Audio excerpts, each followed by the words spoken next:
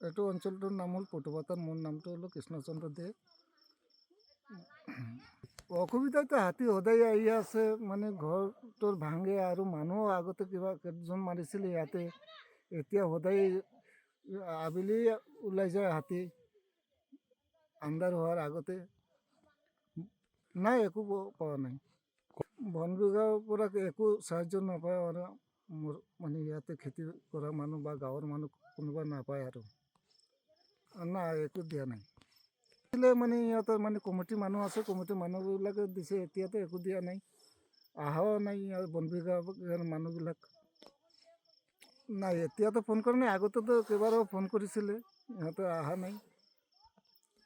আৰু আহিলে ইয়াতে ৰাস্তাৰ পৰাই গুচি যায় আৰু ক'ত যাব ইয়াতে হাতী খেদিবলৈ।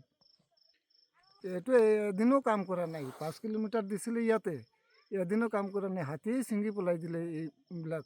কিবা চ'লাৰ ফেঞ্চিং? চ'লাৰ ফেঞ্চিং।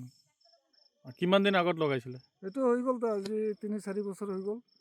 একো কাম নকৰে? একো কাম নকৰে। তো কৈ আছিলে যে আপোনাৰ বন বিভাগৰ মানুহবিলাক কৈ আছিলে যে আপোনাৰ ফেঞ্চিং একো কাম নকৰে। কয় নহয়, এইটো কিমান কিলোমিটাৰ দিছিলে? 5 কিলোমিটাৰ। অঁ, মানে ইহঁতে কৈছে যে কয় এইটো মোৰ হাতত নাই, এইটো মানে বেলেগ আছে বুলি কৈছে। নোৱাৰে এতিয়া থাকিবলৈ নিয়াতে। ইয়াতে মানে হাতীৰ উপদ্ৰৱ গোটেই ৰাইজখন আতংক হৈ থাকোঁ।